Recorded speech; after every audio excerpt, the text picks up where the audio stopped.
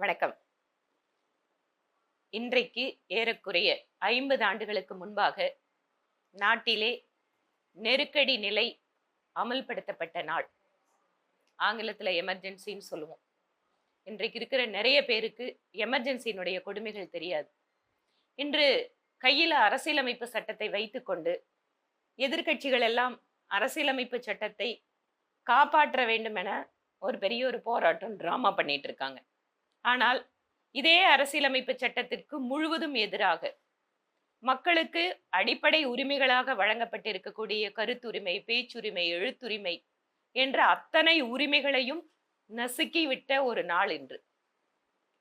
இந்த நெருக்கடி காலத்தின் போது இந்த நாட்டிலே மீண்டும் ஜனநாயகம் வர வேண்டும் என்பதற்காக அன்றைக்கு ஜனசங்கமாக இருந்த பாரதிய ஜனதா கட்சியினுடைய முன்னாள் அரசியலமைப்பு மற்றும் அன்று ஜனநாயகத்தை காப்பாற்ற வேண்டும் என்று போராடிய கம்யூனிஸ்ட் கட்சிகள், பல்வேறு பிராந்திய கட்சிகள் என்று அத்தனை பேரையும் ஒருங்கிணைத்து, குறிப்பாக தமிழகத்தை எடுத்துக்கொண்டால் திராவிட முன்னேற்ற கழகம் நெருக்கடி நிலை காலத்தில் அதனுடைய தலைவர்கள் சிறையில் அடைக்கப்பட்டார்கள்.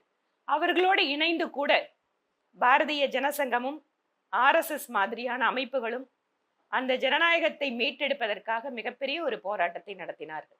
பல்வேறு இல்லங்களில் பழைய கட்சியினுடைய நிர்வாகிகளை, குறிப்பாக ஜனசங்கத்தினுடைய நிர்வாகிகளை சந்திக்கின்ற பொழுது அவர்கள் வீட்டில் இருக்கக்கூடிய பெண்மணிகள், குழந்தைகளோடு கூட இந்த போராட்டத்தில் பங்கேற்ற கதைகளை சொல்வார்கள்.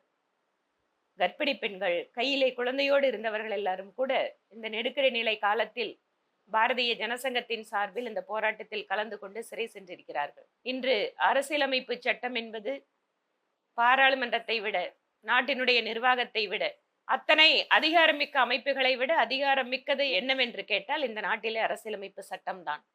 இந்த அரசியலமைப்பு சட்டத்தின் அடிப்படை கூறுகளை மாற்ற முடியாது என்கின்ற basic structure of the constitution என்கின்ற உச்சநீதிமன்றத்தினுடைய தீர்ப்பு கூட நெருக்கடி நிலை காலத்திற்கு பின்பாக அதை காப்பாற்ற வேண்டும் என்பதற்காக கொடுக்கப்பட்ட தீர்ப்பு. இந்த பாதுகாப்பின் காரணமாக இன்று எந்த ஒரு அரசாங்கம் முழுவதுமாக ஒரு மனதாக பாராளுமன்றத்தால் நிறைவேற்றப்படக்கூடிய சட்டங்களை கூட அரசியலமைப்பு சட்டத்திற்கு எதிராக இருக்கிறது என்று நீதிமன்றம் அதை ரத்து செய்து கொண்டிருக்கிறது, செய்வதற்கான அதிகாரம் இருக்கிறது. அப்படிப்பட்ட சூழலில் அரசியலமைப்பு சட்டத்தை பிரதமர் மோடி அவர்கள் மாற்ற நினைக்கிறார், பாரதிய ஜனதா கட்சி மாற்ற நினைக்கிறது என்கின்ற ஒரு பொய் பிரச்சாரத்தை காங்கிரஸ் கட்சி மேற்கொள்வது வேடிக்கையான ஒன்று. இன்று காங்கிரஸ் கட்சியினோடு கைகோர்த்து கொண்டிருப்பவர்கள் திராவிட முன்னேற்ற கழகம், கம்யூனிஸ்ட் கட்சிகள், இவர்கள் எல்லாம் அந்த நெருக்கடி நிலை காலத்தில் சொல்லனாத துயரங்களை அனுபவித்தவர்கள். ஏன் இன்று தமிழக முதல்வராக இருக்கின்ற திரு மு.க. ஸ்டாலின் அவர்கள் கூட நெருக்கடி நிலை காலத்தில் மிசா கைதியாக சிறையிலே கடுமையான கஷ்டங்களை பட்டார் என்று திராவிட முன்னேற்ற கழகத்துக்காரர்கள் சொல்வதுண்டு. இன்று அவர்களும் காங்கிரஸ் கட்சியோடு சேர்ந்து அரசியலமைப்பு சட்டத்தை கையில் ஏந்தியபடி ஆர்ப்பாட்டம் நடத்துகிறார்கள்.